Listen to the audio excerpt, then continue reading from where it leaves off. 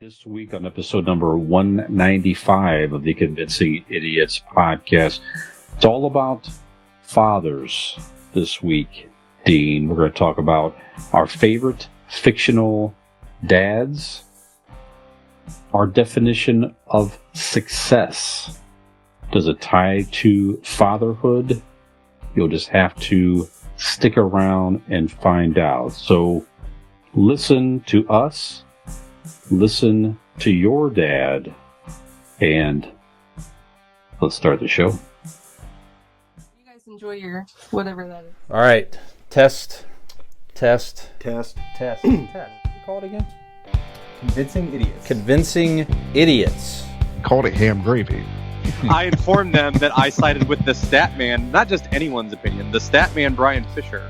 Kids today. Jingle All the Way is in fact the best Christmas movie of all time. I need to get Grandma a present, and my herpes is flaring up.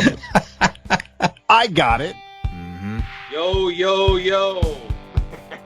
I'm the millennial We're Santa. three friends representing three different generations. That's our whole shtick. That's our thing. Mm-hmm. Nick got the whole poop. Mm-hmm. I'm standing in the sea Awesome. breeze, holding a turd, just mightily. I'm just going hitting hats.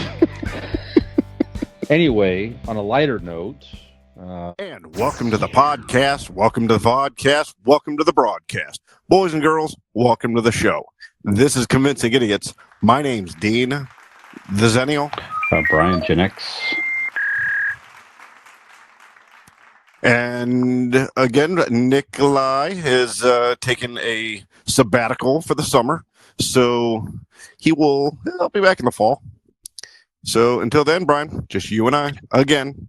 That's it. And Nick said he's something like he wanted to enjoy himself this summer, something along that line. Not exactly sure what all the He gave me all his pants, so he has none. So I don't know if that has anything to do with wanting to enjoy himself. Who knows? Okay. Well, you can give them to your son to wear on occasion then, perhaps. About the same size. Too small. Yeah. Okay. A little too small. Yep. Yeah. Okay. Well, as Nick is still taking a break, we'll tell you who we are. We are a podcast of friends from different generations. We talk all things nerd and pop culture, typically each and every week. You might be listening to us wherever you listen to podcasts. We can be found on all major podcast platforms, Apple Podcast, Spotify, Overcast, Pocket Cast, etc. Wherever you listen to podcasts, just give us a free follow or subscribe. If you're on Apple Podcasts, give us a rating and review if you would not mind. 5 stars, motherfuckers. That's right. Helps others find the show. You might be watching us on our YouTube channels, on YouTube Music or our YouTube channel. Hello. That's right, at Convincing Idiots. All show information can be found at two main places. Just simply Google Linktree Convincing Idiots. It's our Linktree page. Simply links to social media where you can find us, merch store, etc. If you go one place, check the website out, convincingidiots.wordpress.com. All show information is there, bios, ways to sponsor the show. Again, our merch store there on tpublic.com, and all that good stuff there. So if you do anything at all, tell a friend, and we appreciate your support.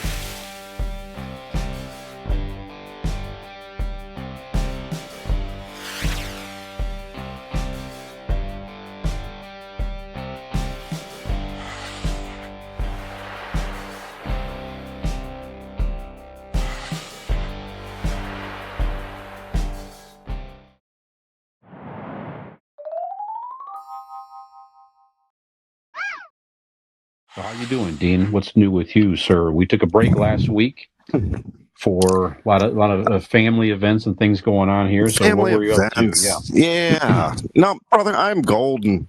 It is. Well, you're going to be listening a few days after this, people, but it is the first day of summer, June 20th, where we're at in the time and space. Last week, Nora had her last softball game of the season, so we went and checked that out, and it went a little later than usual. You know, we just didn't quite get back in time to record, and I know you had some things you had to take care of as well.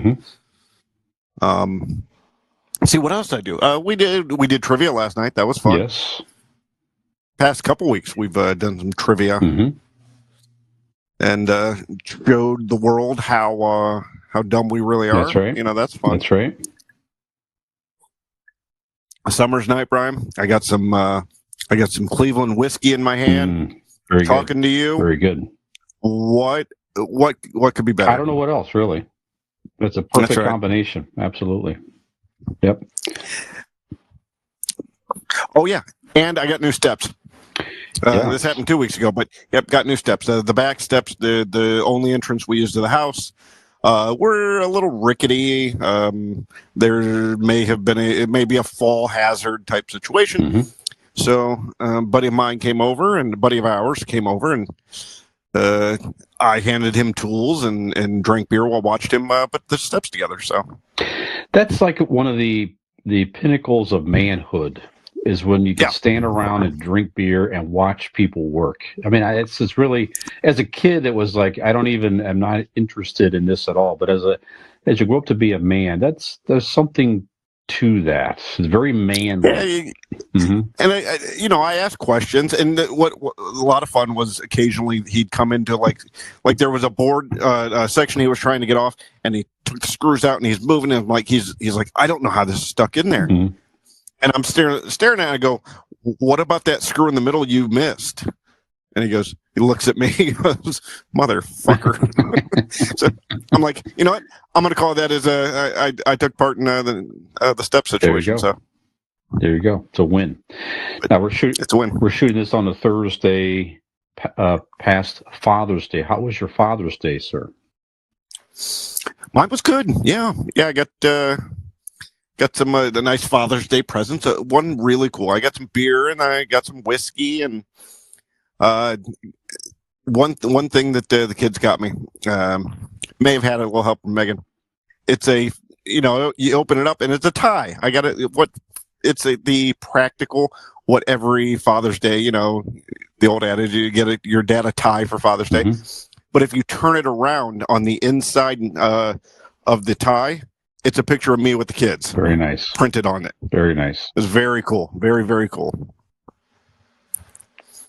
So, I had a beautiful Father's Day and got to hang out with the kids. We had a good day. Visited our fathers and whatnot. Yeah, it was good.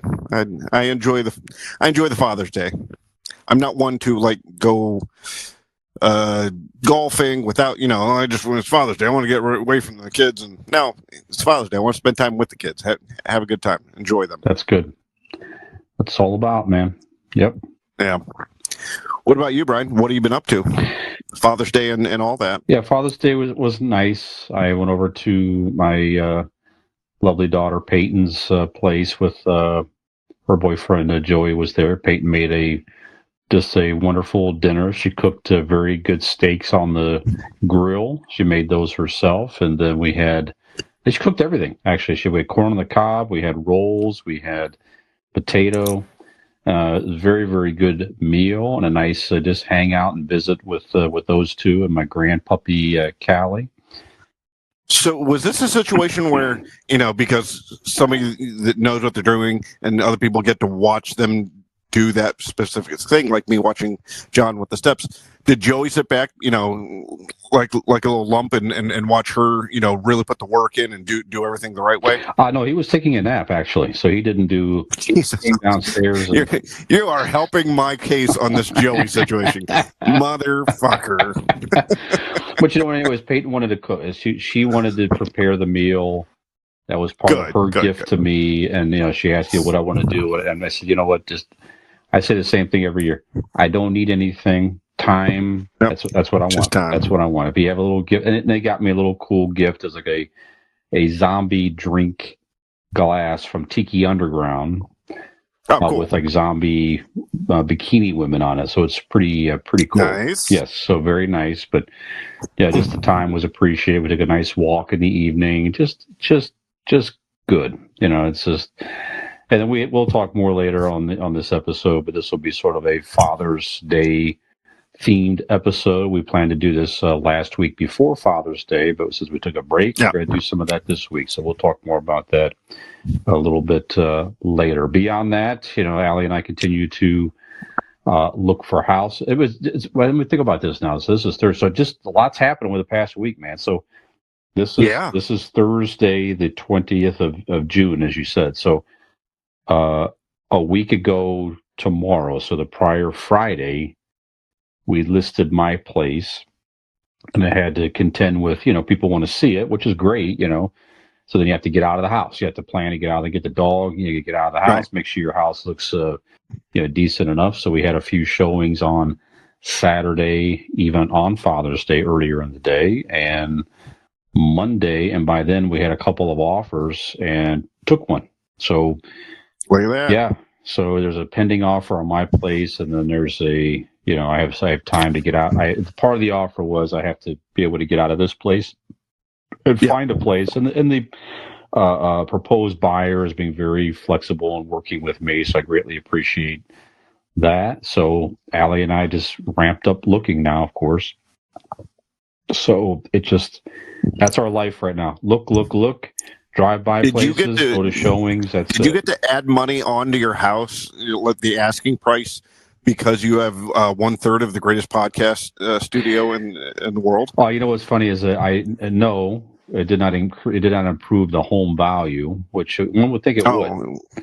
Yeah, I would absolutely thought it would. Because I'm sure this camera shot right now on YouTube. I mean, it's. I'm sure the person that walked upstairs are just like, I recognize that immediately. It's not unlike the. I don't know, like the Tonight Show set. Like if you see that, you probably would point it out, almost right away, something like that. I don't know.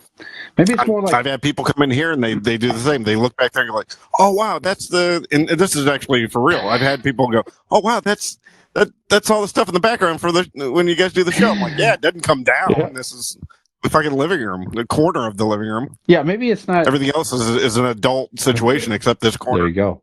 Yeah, maybe it's not quite the type. Maybe it's more like the Magic Johnson talk show. There you go. That level of Alan Thicke, or Pat Sajak. Yeah, that's right. Stick of the Night or something. Yeah, yeah. It's that level of recognition, perhaps. I think I've heard of this. Maybe I don't know. A footnote in history. Mm-hmm.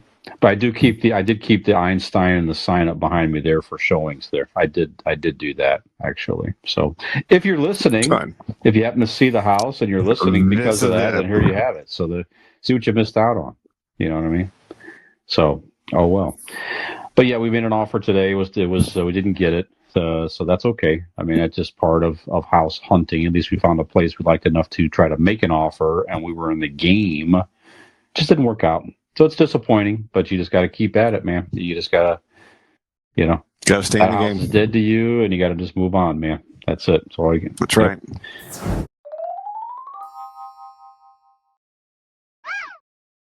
Well, since we've had some extra time off, have you watched or listened to anything you wish to discuss in Idiot Reviews, sir? Yeah.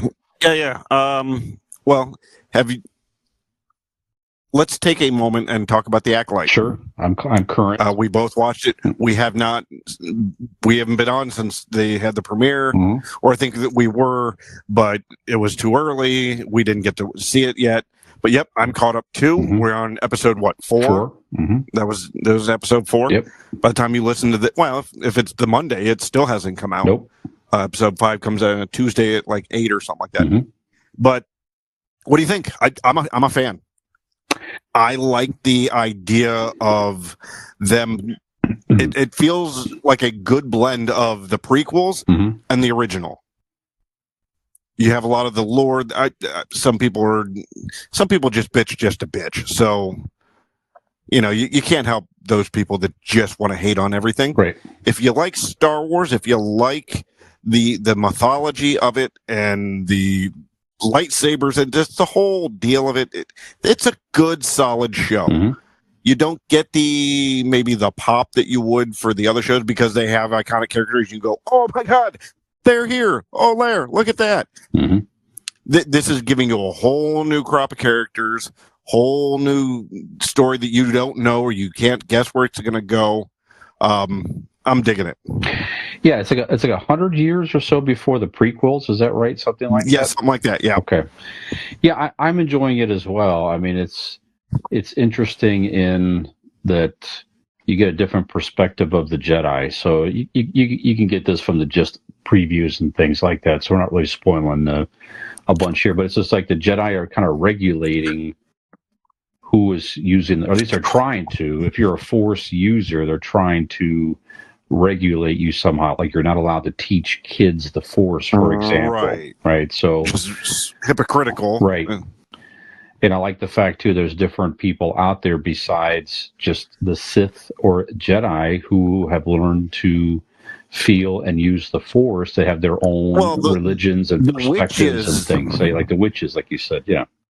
Witches have been in Star Wars since I think they were introduced. Maybe some of the books, but I know the first one visually was that Ewok movie or whatnot. Yeah. There was a witch on there. Oh boy. And then they retconned her to be part of the Witches of Dathomir. Okay. Which is kind of the big coven throughout Star Wars. And I don't think these women aren't Dathomir witches, but it feels like they're an off branch of it. Okay. Yeah, so it's good. Like you said, the Jedi characters they have, they're good. It's well acted, and they're not trying to tie the It's just telling you a separate story that you know kind of where it leads up in the prequels. You get it if you're a Star Wars fan. You understand, and I think that the Sith has a very cool, scary look, and I'm interested to see who the heck that might be if they do happen to reveal. So, all right, hear this. Listen. 5, 4. We're doing spoiler alerts in 5, 4, 3, 2, 1. Okay. Who do you think it's the guy that she's traveling with? Is the Sith dude? Yeah. They've been giving so many kind of hints that like it seems too obvious. Like if you go back and watch it, I thought about it. I guessed it like within the first couple scenes he was in, and I'm like, you know what? That seems too easy. There's got to be a twist. And I know the showrunner said that episode 5 is going to be like the holy shit episode. Okay. How many episodes are there scheduled? 8. Okay. 8 episodes. So we're halfway through. I never thought of that, but that makes a lot of sense. Yeah, like he was showing her the way to the Wookiees place that he'd already been to. He's kind of reiterating the rules to her. Yeah, it just seems if he's not that Sith, he is something to him. Like he's something more than just like a go-getter for the bad guy. You know what I mean? Okay. Yeah, it's. I'm now, especially after episode 4. I'm in. I'm digging it. I really can't wait for episode 5, especially if this is the holy shit episode. It ends with them about to fight him. So yeah, I'm excited. Yeah, I'm with you. Recommended for sure. Anything else? You ever watch Nate Bargatze? I like him a lot. His stand up on Netflix. Yeah, that's good. I wasn't that familiar until I saw him on Saturday Night Live, and I'm like, who is this guy? He's hilarious. And then, and ever since I've been some of his specials. Yeah, his stand up on Netflix is perfect. Yeah, he's funny. Yeah, I highly recommend that. And then we watched today, actually, before we started recording, we just finished watching The Iron Claw. What'd you think?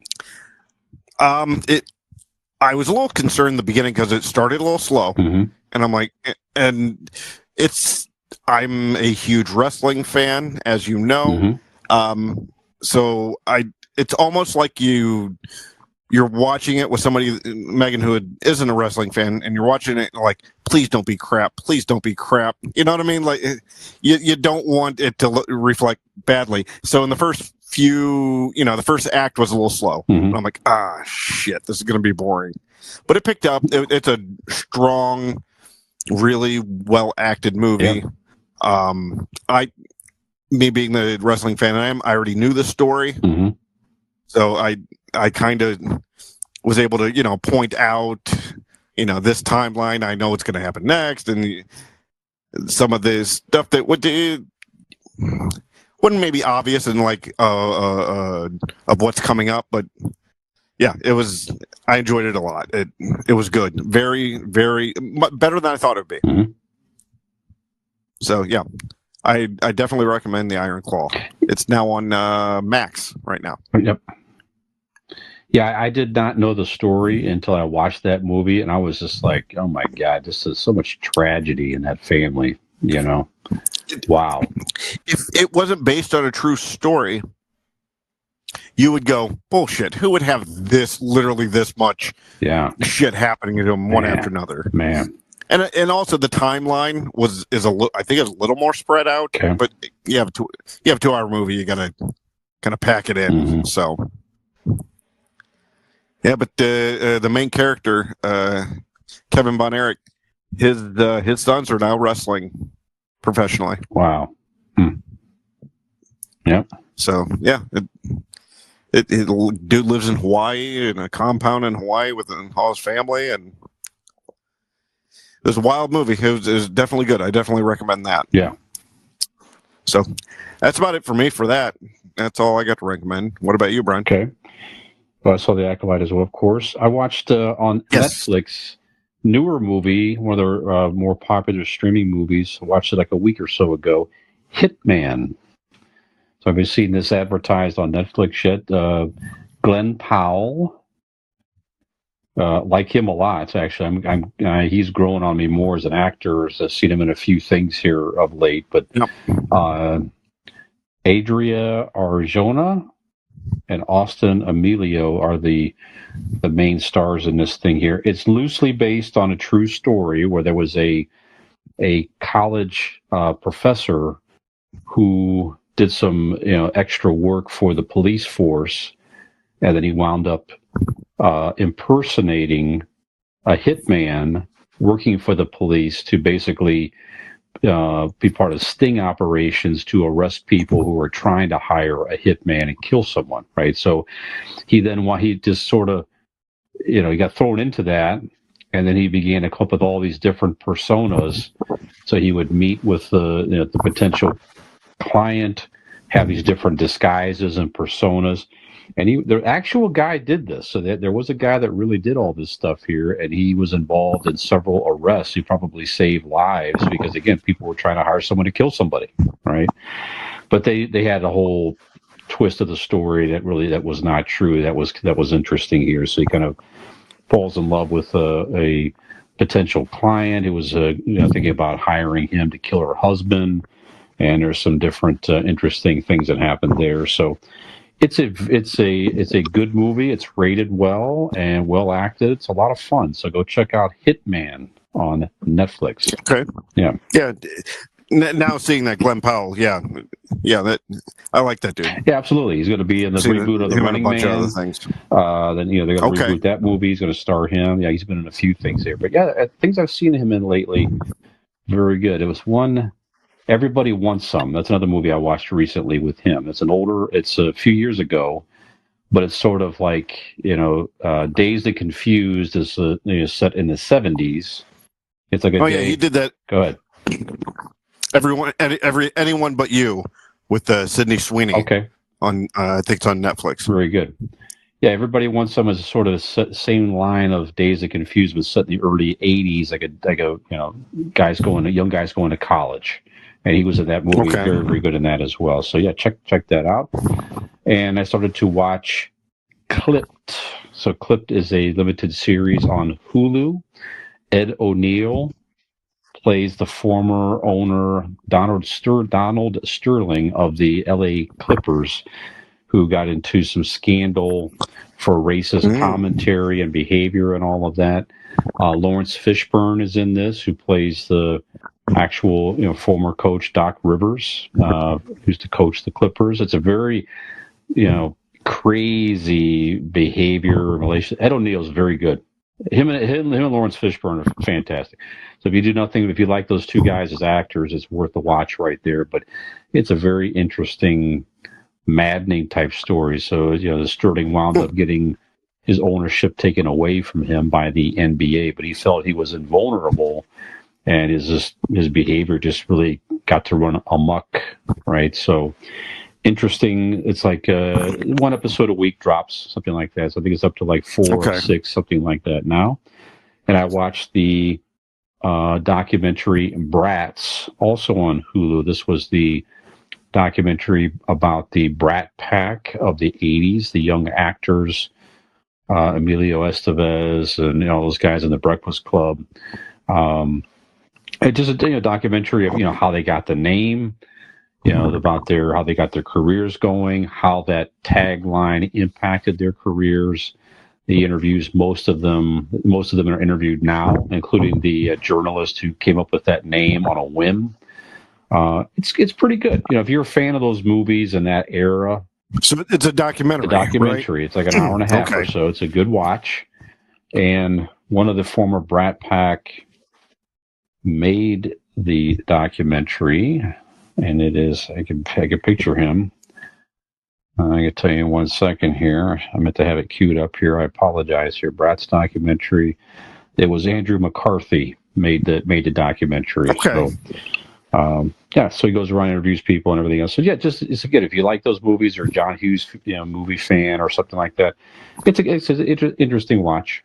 There's nothing that's super traumatic happen in any of those guys. And just kind of gives you the backstory. Yeah, exactly. Right. So I like that. Yeah. That's it. So I've been enjoying those, and that's pretty much it. You have something else? No, if you get a chance, well, sort of, if you get a chance, pull up on YouTube or whatnot. But Ed O'Neill recently did an interview, and he tells this great story. Did you see it? I've not. He tells a great story how the day he was cut from the Pittsburgh Steelers, he didn't want to go home or whatever, so he got stuck. Walks around and finds this bar, goes into the bar, sits down, looks up at the TV, and the moon landing's happening. And they ask him, "Hey, weren't you cut from the Steelers?" And he said he drank there for the rest of the day. It was like and night, and it's a cool story. Okay, but I didn't know he played for the Steelers. I did not know that either. How about that? Yeah, that's crazy. Yeah, very good. I got cut the day we landed on the moon. Very good. Excellent. All right. Well, we are going to take a break, sir. Come back with some pop culture headlines and our Ask an Idiot segment of the week. And that'll tie into fatherhood a little bit there as well, which also tie into our main segment, which we'll tell you all about after the break.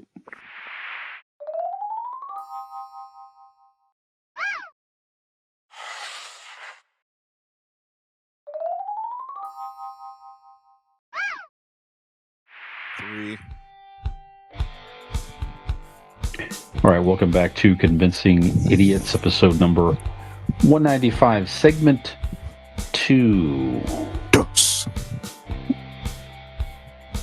We got balloons. Yes, that's We're right. excited that's about right. this segment. Yeah. I did the balloon on the video clip here, and I'm going to start out with a death, which I did not mean to. We're not celebrating a death. We're not. Death.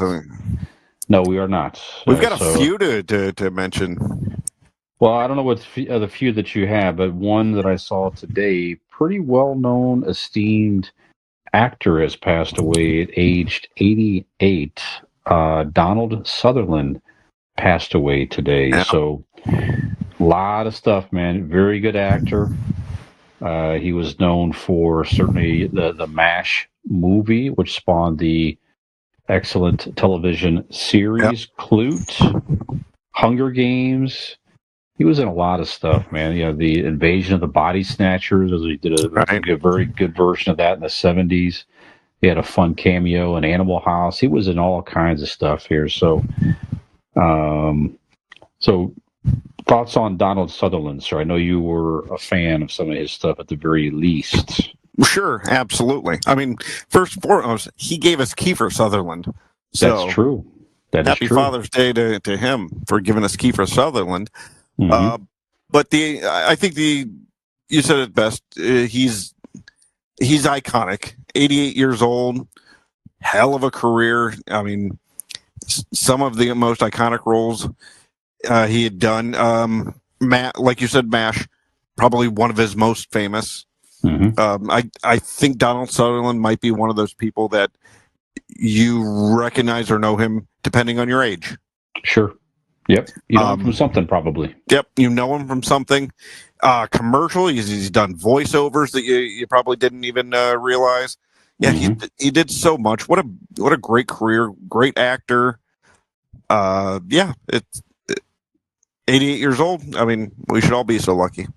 Absolutely. You know, I don't think he made our best actor list. I think about that a couple episodes ago, but he probably should have at least had an honorable mention. Sure, absolutely. Yeah, he's one of those actors that just you see him in something. It's like there's not many that are like that necessarily. You see him as like, okay, this is going to be good. I mean, it's just whatever he's portraying, he's going to deliver a very solid acting performance, hands down. Whatever character he's playing, it's going to be a good job. I mean, the small role that he had in JFK stole every fucking scene he was in. Sure. I read a funny thing or two. So he had a small cameo in Animal House when that movie came. They were looking for like a big star at the time to put a name in the credits, right? So he had a choice to take a nominal flat fee or a percentage of the movie. You hear these all the time. He took the flat fee, and he said he figured that probably cost him about $14 million. Yeah, absolutely.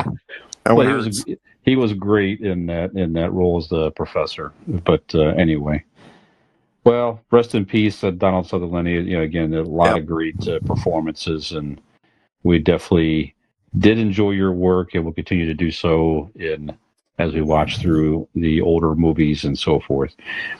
New things coming out. An interesting trailer. Can we at least touch on the sports world? Lost a couple. Oh, yes. In the basketball world, Brian, go ahead. What was his name? Jerry West? Jerry West. Jerry West passed away recently. One of the most esteemed NBA careers ever. He's literally the NBA logo, right? So the silhouette of the guy dribbling the basketball, and everybody knows is Jerry West. They called him the logo as a nickname. He played in several NBA championships with the Lakers. He had the unfortunate timing, though, of playing at the same time as Bill Russell of the Celtics and the Celtics dynasty, so they just could not beat the Celtics. They finally beat the Knicks in the early 70s, and he went on a very good career as an NBA executive. He helped build up the Lakers as an executive, went over to Golden State and helped build their dynasty over there. So just a really amazing career. So, yes, rest in peace, Mr. West. And the other Dean was? Willie Mays. Yes, that was just yesterday or so, I think, or this week. Yeah, a couple days ago. But yeah, the great Willie Mays, one of the greatest ball players to ever live. Yeah, sure. Was influential in so many different players. You know, African American kids growing up wanting to get into the game because of Willie Mays. You know what? That's might not even be fair to say. Even white kids watching Willie Mays wants to get into baseball to be Willie Mays. Of course. Just of course. Icon. And you think about someone like that too, because the era that some of those guys like him played in, just the terrible racism and things that some of those guys had to deal with, and he still went out there and performed at a high level. Shoved up all their asses. All that. Yeah, absolutely. Like you said, that in itself is motivating.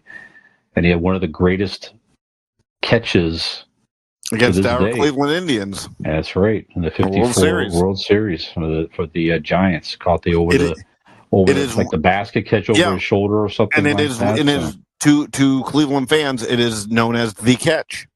It is part of the misery that is a Cleveland sports fandom. That's He is part of that. That's right.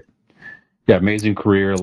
Many statistics. I don't have the records here in front of us here, but yeah, definitely one of the greatest ever, like you said. Yep. Rest in peace. Yes, absolutely.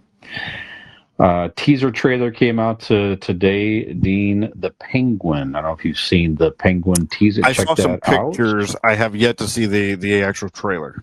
Mm-hmm. There's this Colin Farrell coming back and reprising his version of the Penguin from the Batman movie. There's a sequel coming out in 2026, I believe it is. Okay. So this movie picks up where the Batman left off.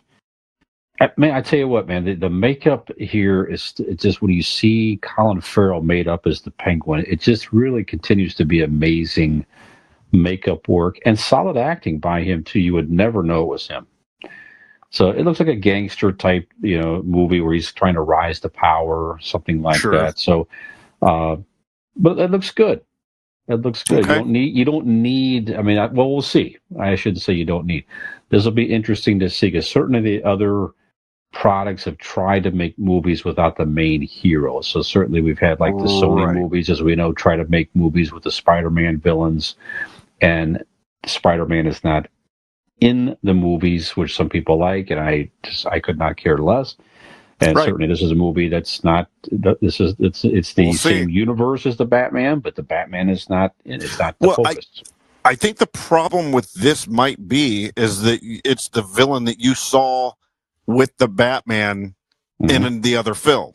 So now you're going to give us an extension of that universe and just not show Batman? I don't know. Maybe there's a quick cameo or something. You don't know.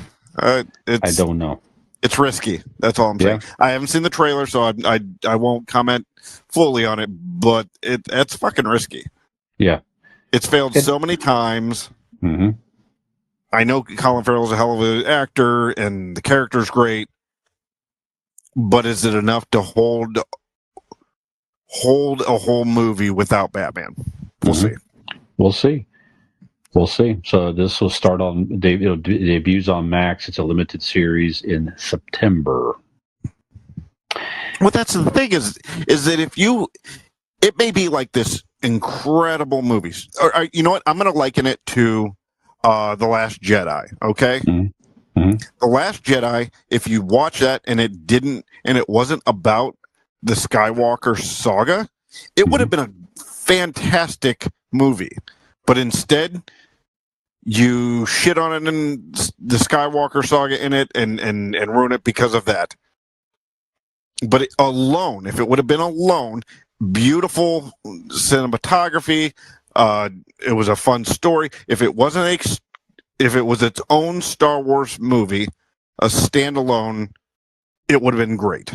Mm-hmm. But you have that stigma, you have that Skywalker hanging over you. With this, it may look amazing and great acting, but you have that stigma of we know it's Batman. Well, but you don't have to really tie it too much. He's just a criminal that exists in that. That's it. But he's already fought Batman. Yeah, but you don't have to tie it to the Batman. Now he's going to go.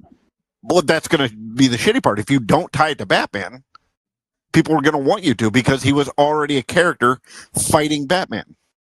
Maybe. I don't know. Yeah, I guess we'll see. We'll see. And it's probably using it partially as a bridge to the next movie. Maybe. I guess we'll see. Maybe not. Sure. Yeah. Yep. Well, you're right. It's an experiment. Because if this does well, then it would not be shocking. You see other things like maybe Zoe Kravitz comes back and does like Catwoman, like whatever happened to Catwoman after the Batman. Maybe there's an interesting storyline there or something like that. We'll see. Even Catwoman might work because she left the city. Like if you picked up that character in Los Angeles, fine, let's do that. But if you put her in Gotham where Batman should be next door, it's and in the same friend zone, you know what I mean? Like it's in the same group Batman would be fighting. So we'll see. Yeah. I'm talking myself into hating this project, so let's go ahead and move on. Yeah. I haven't even seen the trailer. We're familiar with being in the friend zone ourselves, by the way. Oh, yeah. I spent the majority of my life. Yeah. Kevin Costner he's making these Western movies here, Horizon. So I did not know this. He's invested a lot of his own money into these films to the tune of like $38 million. So he has that. It's a 4-part series. He's sort of going all in. Apparently, it takes place during the Civil War period. So it portrays the hardships of settlers during the Civil War and their often contentious, often bloody relationship with Native Americans. So the first one comes out soon. Okay. It's a movie. It's in the theater. Oh. So it's a 4-part theatrical release. He shot them all at the same time. So he's just going all in here. Like he's really banking on the fact that I'm sure certainly he's playing off his Yellowstone popularity, right? And banking on the fact, literally, he done something like that. He was in Dancing with Wolves. Dances correct. With Wolves. That's right. Which was a 4-hour epic deal. I haven't seen that in a long time. But are you interested in this storyline? What do you think of an actor in general investing a lot of his own money into a project? I think that happens more than we know. Yeah, probably right. Because they want to get things done. They want to get things done right. Or maybe the movie that they're in the middle of, finances take a shit, so they step in, get a producer credit, but also able to help out. So I think it happens a lot more. Kevin Costner is one of my favorite actors. So sure, yep. I'm totally down with him doing this sort of thing. I love Westerns. I love him in Westerns. So yeah, let me see a trailer. I don't know if it's something I'll go to the theater to see because I don't have many people that's going to go see a cowboy movie with me. But yeah, I'm interested. You know what? I would go. I like a good Western, and I think these would play well. It's a date. Yeah, I think these would play well on the big screen for sure. Something like this. Cutting the bottom out of that popcorn bucket. There you go. Absolutely. Yeah. More money. Speaking of a lot of money here, Sony is buying the Queen catalog, the Queen music catalog. You want to take a guess of the price tag for such a catalog? $1.5 billion. Very close. 1.2 billion. Look at me. US. Wow. Yes, indeed. So one of the most popular music catalogs there is. So, and good for Queen. It's just certainly a few guys. Most of them are still alive. Obviously, Freddie Mercury's passed on a while ago, but I'm sure his estate will benefit somehow, some way. Yeah, they were. Imagine the one guy in Queen. I just read the story that the one band member that chose not to go on after Freddie Mercury died, and he just gets the royalties. Like he said, "All right, you guys do what you want." He goes, "Big decisions, you have to consult me, but other than that, just go do what you want. Send me my checks," and they do. And at this point, he doesn't. At this point, he just kind of goes. Sometimes he doesn't even answer the phone, so he just sits there and collects money. So, what a payday for this guy! Doesn't even have to do anything for the past 30 years. Yep, it's a good gig if you can get it. That's good. You got that right. Yeah, one day we hope to sell our catalog also to Sony Music for $1.2 $100. Nope, just $1.2. Sony, $1.20. Bring it. Allie and I were going through filling out loan applications. Like, do you earn any other assets or whatever? I was like, well, we have earned about $60 for this podcast. Look at that. She's like, we're not putting that on there. I'm like, I'm just kidding, honey. Well, that's my money. Are you bringing the funny to this podcast? I don't think so. And I'm not much of a musical. Are you a musical fan? Like a Broadway type musical type thing? It depends. There are some out there that I've enjoyed, but typically it's not my first go-to genre. Yeah, I'm with you there. So, but this one in development, I might be swayed into this one. I think you might be as well. It is based on the story, and she's actively involved in creating this musical, Dolly Parton. The musical is going to be called Hello, I'm Dolly, and it's based on her life story. So that's it. So it's the title of her first studio album released in 1967. That's where they got the name. She will be doing the musical's score, which will feature some of her biggest hits as well as new songs, specifically written for the musical. So let's see here. It's going to debut on Broadway. I don't know November 15th. There you have it. All right. I like that. Yep. So, wait a minute. So the album... No, I take that back. I don't have that. That's a new album coming out. I apologize. I don't know when it debuts quite yet, but it is in development here. So I'm definitely interested to check this. 2026. There's the answer right there. I missed it in my notes. 2026. It'll debut on Broadway. I think it's going to be a hit. I think anything Dolly Parton does like treasure. Yes, absolutely. And I like the fact that it's on Broadway. I mean, she's just taking it to New York and saying, "The hell with it. We're just going to put this out there." I think, so good for Dolly. I hope it goes well. Totally. Yes. So for Dolly, for these the musical to be a success, that certainly is one definition of success in her mind, anyway. So, just a general question in our Ask an Idiot segment this week, Dean. I was talking about this subject with Allie the other day, and just something I've been reflecting on as I go through all this house preparation and Father's Day and different things. It just makes you pause and reflect on a lot of things. So, just a very general question: what is your what is success to you? Not your definition of success, but what is success to you personally? Is it money? What is it? Is it other things? What is it? It's definitely money. It's definitely not family or kids. I don't need that. It's definitely money and how rich I can possibly be. And then immortality, which I'm assuming if I become rich enough, I could become immortal, right? I think that's the way that goes. I think rich people are going to become immortal and live on Mars in the future. Somehow. I like that. That's what's going to happen. They're success for me. Pay attention on the news. I like it. Pay attention. No, success for me is, especially at this point, it varied from when you were younger to the older you get. Sure. When I'm your age, it's definitely going to change like 3 other times before I get there. Very likely. But as of now, success to me is my children's happiness. Yep. I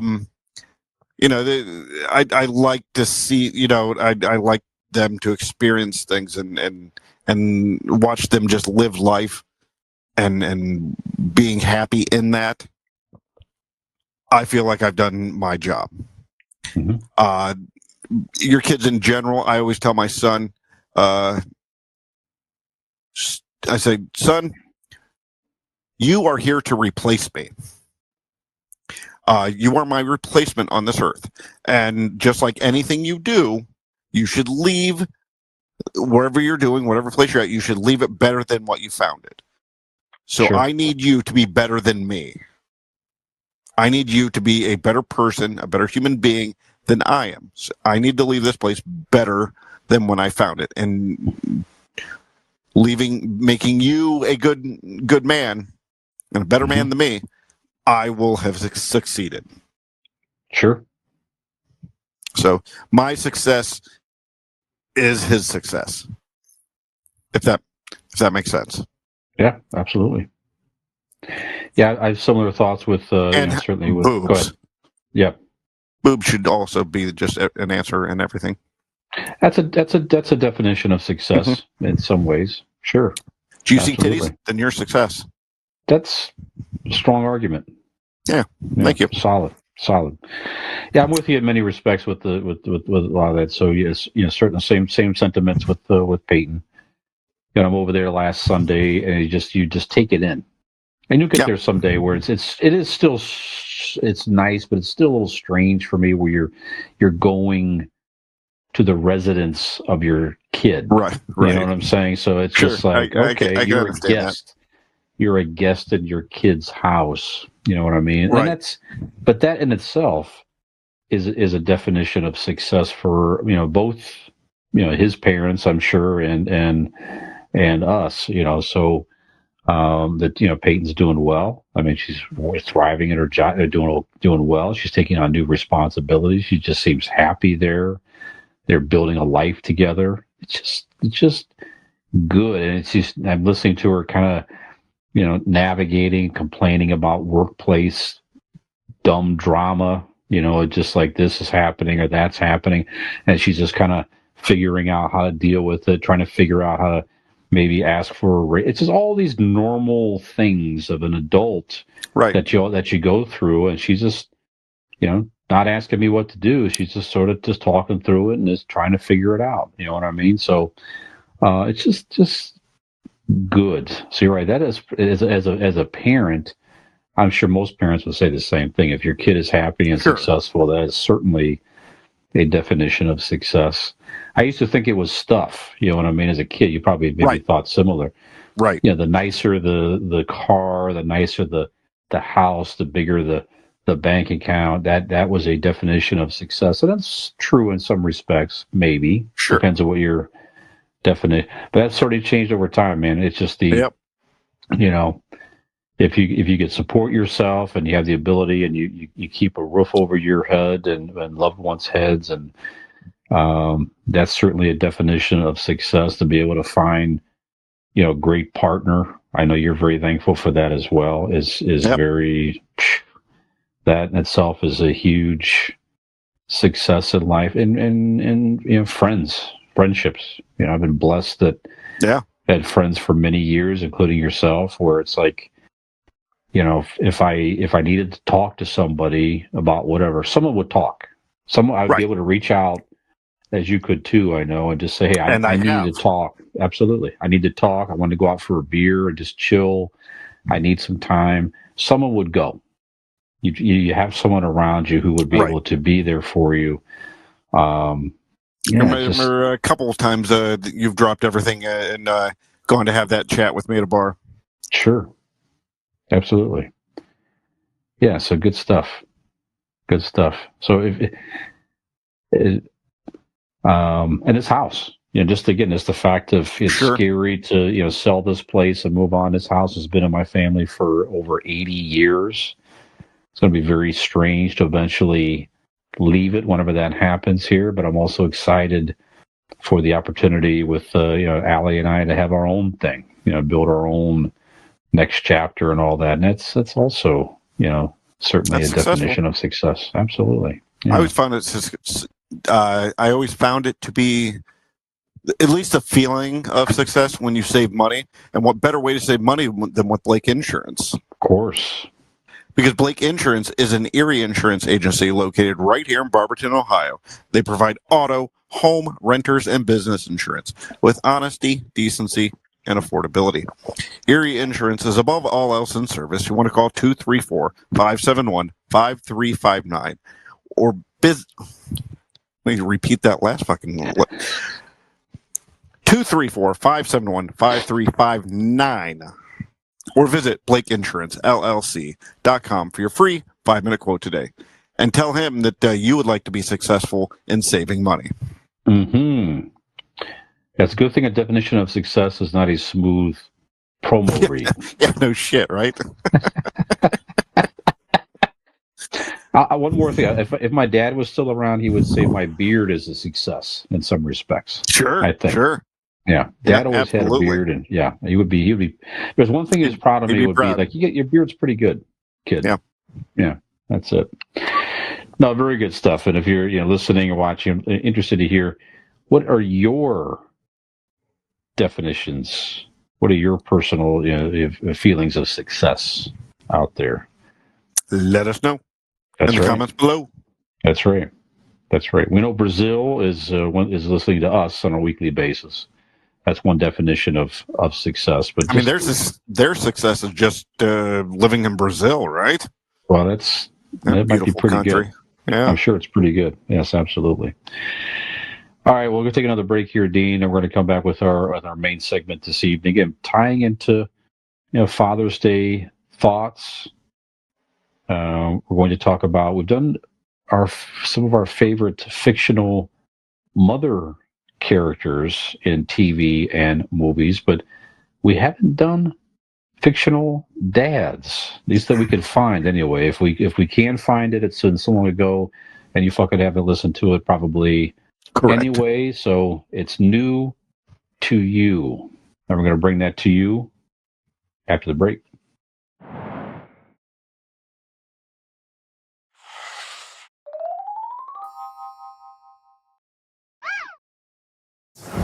Four, three.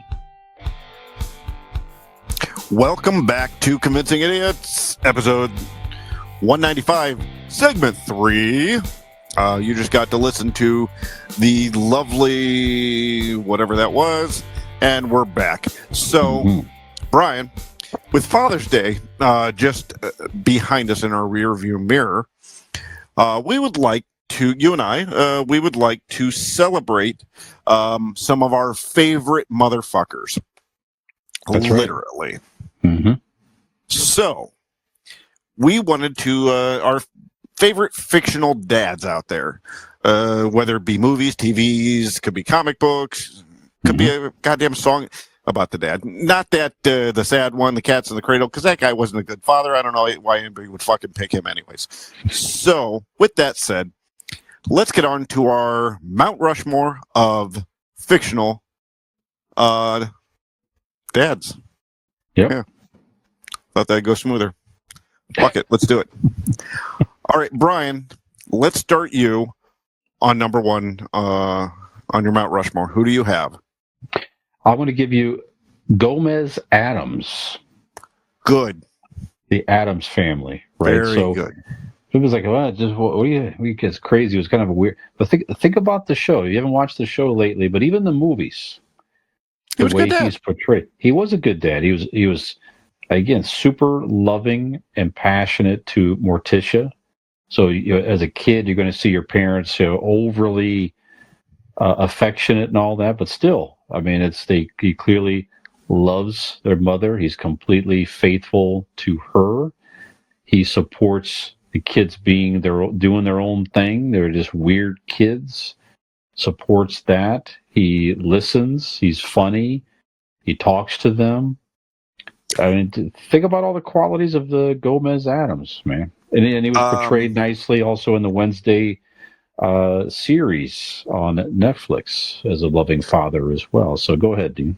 Well, I think it's time for Millennial Dean's fact of the day. Sure. So John Astin, who played Gomez Addams in the TV series in the 1960s, two facts. One, he also played Judge Harold T. Stone from Night Court. He played his dad in the show. That's right. Yeah. And he's also the real father of Goonies star Sean Astin. His real life father. So, and amongst Stranger Things and a lot of other things Sean Astin did. But so there's your Millennial Deans. Millennial Dean? Did I say millennial? Zennial. Yeah. I think I said Zennial the first time, or millennial the first time too. You did. Yeah. Fuck it. Dean's fact of the day. That's right. Dean's hoping to be younger. I'm trying. So who's first on your favorite fictional dad list? Well, there is, when you put this out to me, Brian, there's no other person. There's only one person that comes to mind right off the bat. It's the greatest father in television history. That's Andy Taylor. Yes. Portrayed by Andy Griffith on the Andy Griffith Show. To have the knowledge and wisdom. And the great thing about Andy Taylor was he wasn't just Opie's dad. He was the whole town's dad. Yeah. Like he was their moral compass, is what the father should be. And Andy was definitely the moral compass for Opie and the whole town of Mayberry. Absolutely. Yeah. Again, very loving father. Fucking, at the beginning of every episode, he's taking Opie fishing. Yep. Right. Yep. Whistles a lot. Whistles a lot. Cool-headed. Cool hair. Yeah, that's absolutely. I mean, he is everything you want. That's right. Absolutely. Good selection. Matter of fact, I had Andy Griffith also, or Andy Taylor on my list, so I'll replace him with. I'm going to give you. Let's see here. This is kind of a. I'll switch that up as well. Sorry, I got so many on my honorable mention list here. Let's say Ned Flanders. How about that? Okay. From The Simpsons. All right. Goofy, over the top, certainly a very religious man, right? Right. But hey, there's nothing wrong with that. It's That's right. The glimpse of him and the household with his kids. Again, super positive dad, loving. Just he's all about being a family man and a dad. He also looks good when he's compared to his neighbor on the right there. That's right. Homer being such a piece of shit. He does look a lot better also. So absolutely. Yeah, so Ned Flanders. And incredible facial hair as well. Absolutely. Great mustache. Yeah. Absolutely. All right. My number 2 is, again, wholesome. We're going to stick with wholesome. Let's go with wholesome. Is there more wholesome than Danny Tanner on Full House? Sure. Portrayed by the great Bob Saget. Mm-hmm. Again, Danny was a loving father. He also gave the best advice to not only the kids but the whole house. He was the dad of the house. Mm-hmm. Again, it's the idea of the dad role expanding throughout life, and Danny Tanner was definitely in that role heavily. So, Danny Tanner, Full House. Absolutely. Right along the same line, one of my favorite of all time, Phil Dunphy. There you go. Dad in Modern Family. Just fantastic. Yeah, that's the type of dad. It's like, your own father's great and everything like that, but he's a type of dad that'd be just a lot of fun to have. Again, just a little bit super goofy. Family. Yes, super family guy. The magic tricks and the like I said, the goofiness and everything is so naive. He can't believe that his kids they can do no wrong in his eyes, right? But he listens and he, has to deal with a lot in that household. So just a great role and one of the best TV dads of all time. Fantastic. Yes, absolutely. So good. Who else you got? All right. My number 3 is, let's get away from real life action. Mm-hmm. All right. Well, you did with The Simpsons, but let's get away from people. My number 3 is Mufasa. Okay, sure. Voiced by the great James Earl Jones. Mm-hmm. I mean, he was teaching his kid how to be a fucking king, and then gave up his life for his son. What else can you say about Mufasa? Actually, there's a prequel coming out.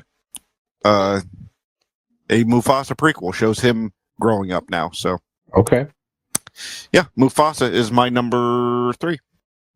Excellent.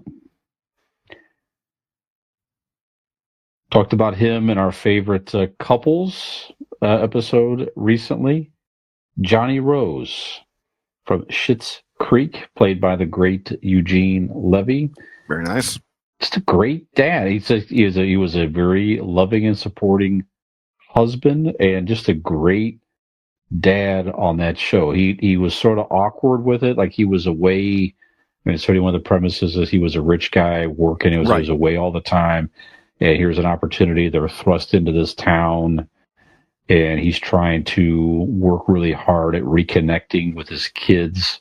They're both quirky, have their own things going on, but he supports them for what they want to do and what they believe in, and any type of whatever. He's just super supportive in this in the series. So, just again, it's just a great TV dad. I mean, it checks all the boxes for me. Bonnie Rose and Eugene Levy certainly just fantastic actor anyway. Great comedic actor. Yeah, great role for him. We could even do a little. Can we do a quick side quest and give a quick shout out to his role as the dad in American Pie? Walks in, catches his son fucking a pie, and then makes him not feel horrible about it. Come on, God bless you, Eugene Levy. That's right. He was a good dad in those movies as well. Absolutely. Yep. All right. So my number 4. This man has a certain set of skills that is designed to be bad for people like you. Brian Mills, portrayed by Liam Neeson in Taken. Yes. You fuck with his daughter, and he goes fucking nuclear on this whole group of people. I mean, that's dad, right? I mean, that's Papa Bear. That's pulling the fucking claws out and gutting whatever comes between you and your kids. So, yeah. Brian Mills is number 4 on my list. Good choice. Yeah, as a father of a daughter myself. Yeah, that's don't fuck with your girl, man. You can fuck with you or whatever, but you fuck with your girl. It's like, no, that's not. Yep. Yeah, life is going to be bad for you. Yes, that's right. Absolutely, very good. Let's see here. Along the same lines as Phil Dunphy, Clark W. Griswold from the Vacation movies, played by Chevy Chase.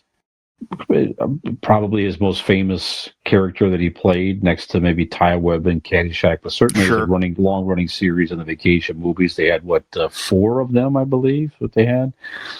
And just 5 if you count that new one. You're right. Yeah.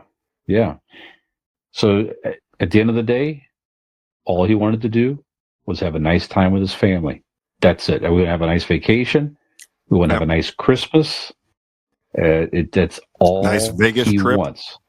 That's right. Completely selfless for the most part. All he has in mind is, I want to do something nice with the family and create a nice experience for them, whatever it takes. And I like also about that character is, like you said, he was all about his family, all about making sure that they had the best moments in life. But then when he got alone, he was still a dude. Like, it wasn't like, oh, gee golly, this whole time. Like, he was actually a dude. You're like, oh, look at that chick over there, Yeah. Yep. He still was a regular guy when his back was turned, right? So that's what I enjoy about that character. That's a great point. You're right. He's a normal dude that was trying to find his way, and it's just kind of navigating to be the best dad he possibly could. So you're right. Around his family, he always tried to keep us cool, but he just couldn't do it all the time. He had the temper tantrums and different things that would just or the girl, you could just relate to it. Yes, that's right. The looking out the window is fantasy. He had a fucking erections in his pajamas in the kitchen. Just regular dude, like all of us. That's right. Very good. All right, my last one on my list is, dude, this dad is out of this world. This dad is Din Djarin, stepdad to Grogu. In The Mandalorian, voiced by Pedro Pascal. And if I remember correctly, there's a couple different people. Somebody can fact check me, but I believe the grandson of John Wayne was one of the guys that is in the armor. Okay. I think that's correct. Yeah, you can fact check me, but I think John Wayne's grandson or whatnot is one of the actors in The Armor. But I'm talking about the melodic, comforting, cool and calm, collected voice of Pedro Pascal as Din Djarin. Was reluctant, didn't want anything to do with it at first. It was just a job, and then he realized what this kid meant to him. It was a beautiful story. And then again, if we want to take a side quest on that, let's just look at Pedro Pascal as a dad in what was the Last HBO? of Us. Last of Us. Same kind of idea, reluctant father figure. Will and ultimately will do the right thing and end up doing the best for said child. But yeah, my last on my list is Din Djarin, Mandalorian. Very good. Very good. Dads are kind of known. I know mine was certainly for just trying to give you what you want as a kid. And I remember one of the best gifts my dad got me back. Mine gave me a couple backsides of the hand. That's what he gave me. Well, not enough. Not enough. Definitely not enough. Yeah. One of the greatest, bigger gifts I got as a kid, I remember I came downstairs one day and it was this big yellow bicycle, the big yellow banana, like the banana seat, whole thing. Yep. Great gift for a kid. I rode that bike to death, but you know what it wasn't though? It was not an electric bike, though, Dean. So that's probably true. because they weren't invented yet. I think electricity wasn't around. It was around, but not infancy quite stages. It hasn't merged with the electric bike yet. At the time, the technology was not quite there, but it does exist today. And you can find the technology. The other difference is the banana seat you took off real quick. I still have it. I have it. No, I mean, you rode it without any seat. Oh, yeah. Gotcha. Right. Yeah, exactly. Yeah. Great ride. Absolutely. No shocks needed. You know what I mean? Yeah. Oh, it's shocking. But the technology, electric bike, knocked out my back tooth. Yeah. Yeah. Keep the seats on your electric bike, though. Yes. However, from our friends at RPM Bike Shop, you can find them on Facebook, online, and or just give them a call if you're in the market to give your kid his or her own electric bike. Give them a call at 330-808-7792. Any honorable mention fictional fathers you want to mention, Dean? Sorry, I was just picturing you fucking a bike. Yeah, I got a couple here. Jack Pearson from the TV show This Is Us, portrayed by Milo Vigli Ding Dong. Big documentary, but yeah, Jack Pearson. If you watch that show, it was just beautiful storytelling. It was a tearjerker, but it was funny. It was heartwarming. Great show. Love that show. And that dude, that Milo in that show as Jack Pearson was just the perfection of like what you want a dad to be in real life and in television. So he's definitely my first honorable mention. Then I have Uncle Philip Banks, Fresh Prince of Bel-Air. Mm-hmm. Gave kids a hard for sure. Yep. Gave the kids a hard time, but when it came down to it, he was Papa Bear. Mm-hmm. And then I had Phil Dunphy as well. That was my honorable mentions. Mm-hmm. Ty Burrell. Very good. I have a few. Now this is way back. These are old 60s television or 50s television reruns I used to watch as a kid. Can I guess? Before the days of kid. Go ahead. Leave It to Beaver. You got Ward. That's it. Ward Beaver. Ward Cleaver. Ward Cleaver. That's right. That's it. I know he was one of the quintessential 50s TV dads. It's just the way it was a classic way they portrayed Absolutely. it. Just was what it was at the time. He went to work, came home, Gave advice. Mom was there, keeping up the house and everything. That's just what it was. That was just the normal, quote unquote, normal thing to portray back in that era. But yeah, gave good advice. Same type of deal. So it was present for the kids. He disciplined, listened, all that stuff. Just a very solid television dad. He beat that beaver when he needed. Sure, that's right. Also the kids. Absolutely. Yeah, Beaver and Wally. Yep. Yeah. Same, a little bit later era, but same type of feel for me. Mr. Cunningham, Howard Cunningham, played by the Tom Bosley. Yeah, absolutely. Excuse me, on Happy Days. Just like solid television dad. I mean, he just same type of deal. Went to work, good husband. Disciplined the kids, and he was nice enough to let. I don't know the whole story. For some reason, he let the hoodlum, the Fonz, live up above his garage in some odd apartment he had up there. Sure. I'm guessing probably for free. I don't know. I don't remember the pricing, but if I remember correctly, it was the mother.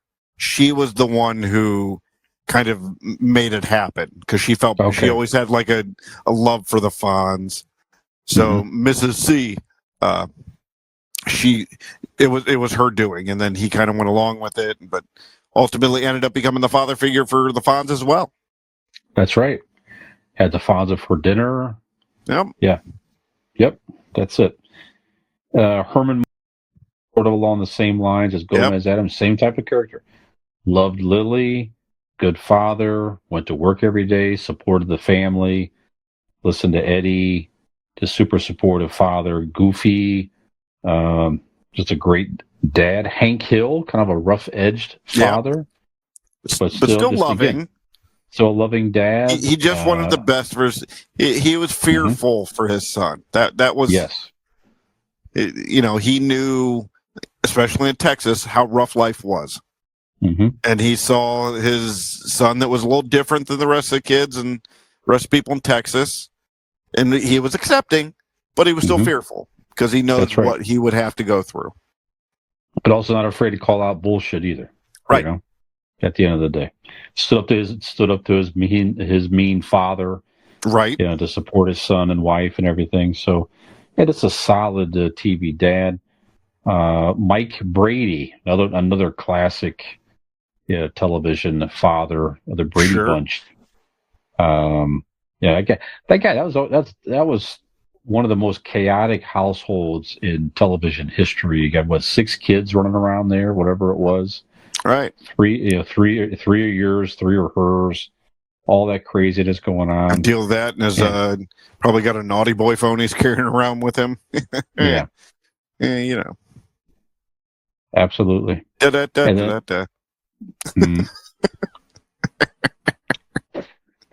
Well, he did die of it, like the actor. He did. Oh, Yeah, you're right. yeah. Oh my God, that's terrible. And in the comic strip, this dad struck me as one of the greatest fathers in the comics. Calvin and Hobbes. Do you remember or not the father and Calvin's I don't remember the father. Yeah, just okay. I used to read that strip, pretty regularly. There's collections of books out there. It's one of the best comic strips to be honest. The artwork was great. The premise was it was a little kid that had a stuffed tiger that he became a sort of his imaginary friend and everything, and the tiger would come to life, and then all these adventures together and stuff. So, or at least the dad saw the tiger as a stuffed tiger, but the boys saw him as a live, tiger. They were great friends and everything. But the father was just a very, very supportive father. And it's a panel. I saw this years ago. I want you to be aware that I do remember Calvin and Hobbes. I just don't remember the father in the comic, is what I was saying. Oh, okay. I wasn't sure if you were explaining that to the audience or to me. I'm like, I do understand. I do remember Calvin and Hobbes itself. Yeah, it was a very popular comic, at least in the 90s at the very least, We should do a comic episode. We should. Sunday comic episode. I like that. The Funny Papers. Sure. That's All right. good. Nick would not know what the fuck would be any in there, barely, No. but you and I No. would know. Yeah. Let's do it before the summer's over. Yeah, we could do that. Absolutely. Yeah. One of my favorite that stuck with me, especially when I had my own kid, was, he's building a snowman with his son, and the son said, "Hey, Dad, what's the best thing about having a kid?" And he said, "Watching you grow up." And he said, "Well, what's the worst?" And he said, "Watching you grow up." I was like, very profound, fatherly. I remember answer. saying that. I remember thinking, pussy.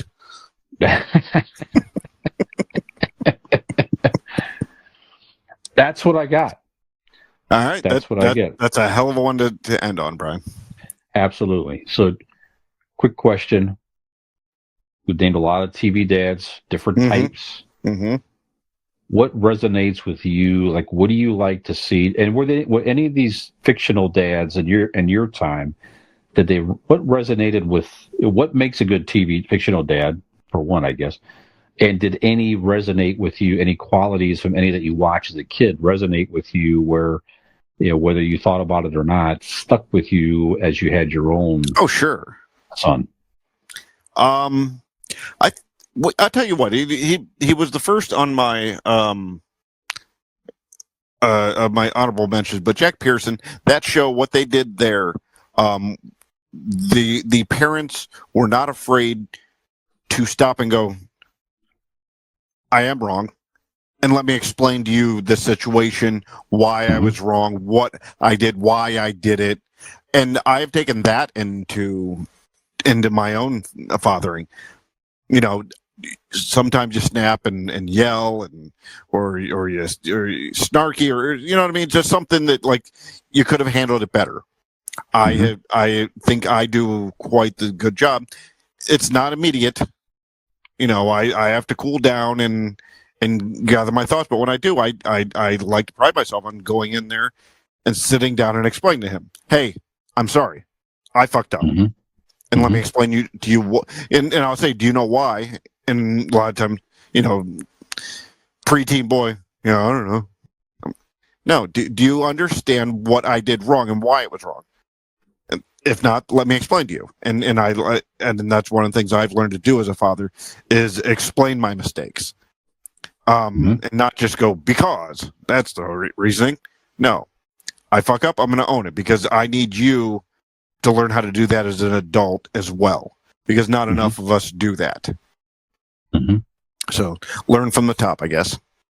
That's good. But that really didn't answer your actual question, I guess. Again, kind of Andy Taylor did the same thing. Yeah. Yeah, and kind of was able to own his mistakes. So yeah, I think given my list, I think owning your mistakes, because my father, I didn't really like. I mean, I make a lot of jokes, but I really get a lot of yelling at. I mean, unless we're building something with him, then it was a lot of fucking yelling and cursing. And shine that goddamn light. What are you doing with that light? I'm gonna shove it up your ass. Put that light over here. That sort of thing. But so yeah, there was and he did not apologize for that. So TV dads taught me the apology situation. That's good. I think for me, it's like, it sort of mimicked a lot that I was used to in my own house, if that makes sense. So, yeah, my house. Did you also have a 1950s hoodlum live above your garage? I don't think so. Okay. But I just mean that our house, my dad got up every morning, went to work. Mom was home. Now, in that time, she had to be home, because if you adopted a child, which is kind of fucked up. Well, I mean, that was great for me, but it was sure. I don't know if it was a state law or what. Interesting. But a parent had to be home with the adopted child to be able to adopt. So mom was working, some office job or something like that, and she had to. So my parents had to adopt me. they had to make it another decision financially, and okay, we can only have one income, right? Think about that. That's tough. That's sacrifice. That's tough. It is sacrifice, big time. So, Dad went to work. They already had to go through enough by having to look at you. That's a lot in itself. Huh. You're right. Yeah, so it's like that was the model that when I saw that on television, it's like, okay, that's just what this is, and that sort of made me think of that's what you're supposed to do. You're supposed to, you have to be the man, right or for wrong. Not the woman can't work. A parent, let's put it that way. But sure. What I got used to saying is Dad supported the family and allowed. Did the best that he could to, provide, right? So that was definitely something that resonated with me, and I carried that over my own. You just went to work, whatever's going on, whether you're sick, you're hungover, whatever the hell is going on, you went to work. You go to work. You don't miss work because you're screwing up a potential opportunity to provide for yourself and your family and all that type of stuff. So those qualities and those TV dads definitely help me. And they were always calm. Most of them, not all of them, but most were calm. Yep. Yeah, so I think maybe some of that, maybe I took with a little of that with me as well, that I always try to keep it even keel, even tempered. I never raised my voice one time that I could think of to Peyton ever in our entire life, because it's just, but anyway, that's it. I'm going to guess. I mean, you and I have known each other for, if Carter's, if he's 13. Well over 10 years, yeah. Well over 13 years. Mm-hmm. Carter's going to be 13 here. Gosh. Yeah. Man. Yep. So you and I have known each other, 13 plus years. I've never heard you raise your voice. So I can't imagine, like, I kind of want to know what Angry Brian's like. Like Rage Brian. Nah, not really, but that's okay. Does he even exist? And if so, does he exist anymore? Well, it's in a great while. Not at anybody around me. Not directly at any. Oh, you go to one of those rage rooms and break shit? I want to see that, Brian, too. One thing that'll get we should me go do that. Yeah, I like that idea. Inanimate, like a gadget or something's not working properly, or I get stressed out as I'm trying to get something done. Everything's bottled inside you, and then a fucking a loose screw fucking sets you off. That's it. Yep, I get that. Yep. All right. And then you apologize to the dog for scaring him. Mm-hmm. It's happened. Yeah, that makes sense. Yeah. It's happened. I whistle sometimes to calm myself down, and Peyton knows too that if she ever heard me whistling, she knew that while I wasn't saying anything or doing it, but if she heard me whistling, she knew that Dad was upset about something. Yeah. You know what I'm saying? Interesting. This is. Yep. I'm liking this. I'm learning. Yes. Okay. I think we did it. We did it. And you know what? I'll mention here too that now one thing I do have a tattoo here that says "Mom" squared on it. So, and that's to honor my adoptive mom, who I just talked about here, my biological mom, who I've reconnected with here. So I have "Mom" square tattoo. I don't have any, but I have thought about though getting a tattoo to just something to symbolize my dad. Right, I don't have that right now, so I've been thinking about that for a while, and I probably, as we have this conversation, it makes me motivates me to want to do that. Sure. He was big in collecting train engines. He joked about he had a big surgery scar on his stomach that looked like a train track. He always called it his train track. I always said, "Dad, let me see your train track." He had just a big scar with like. I was thinking right inside you can get a beard. Yeah, big old beard on there. Sure, absolutely. But I may get that train engine. I thought about getting a train engine to honor my dad. He's always talked about getting that as a tattoo or something like that. So, and if I was going to get that tattoo, where would you go, Brian? I will look up our friends at where I got many of mine. You got many of yours as did Nick. Golden Heart Tattoo. So they've moved to a new location in historic, wonderful Wadsworth, Ohio, in Northeast Ohio. Give them a call, 234-706-2982. Get yourself a tattoo to honor your father or father-like figure in your life. And seriously, guys, look Golden Heart Tattoos while that's still their name. Look them up on Facebook. Check out their work. Sure. Greg and Scott's work is fantastic and incredible. You really need to check out their stuff. I agree. Absolutely. Two talented artists for sure. Well, Dean, we've done it. We have. We've talked about dads. We've talked about success, which Brian, I think that makes us two successful dads. That's right. So thank you, moms. Thank you, dads, for listening. Thank you for Uncles Who Tickle. That's exactly right. Sure. So again, you might be listening to us wherever you listen to podcasts. We're at all major podcast platforms. Give us a follow or subscribe. You might be watching us on our YouTube channels. Thank you. Rate and review. Rate, review, share with your dad, right? Ooh, that's good. I like that. Yeah, that's great. Check out our Linktree page, Linktree, Convincing Idiots, on our website, convincingidiots.wordpress.com for all show information. Hope to see you back next week. And have we convinced you to call your dad and to check on the hoodlum living over your garage apartment? Hey, did you like that video?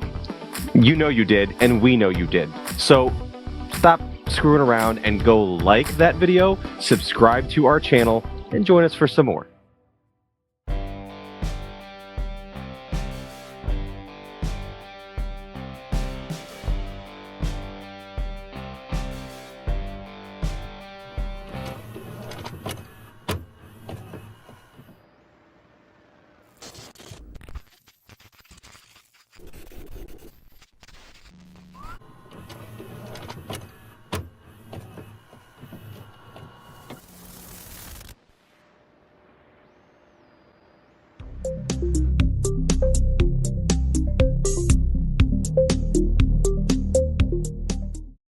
Ham gravy.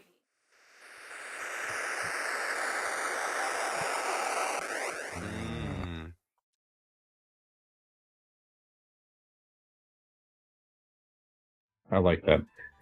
So we're going to bring this up. That's God.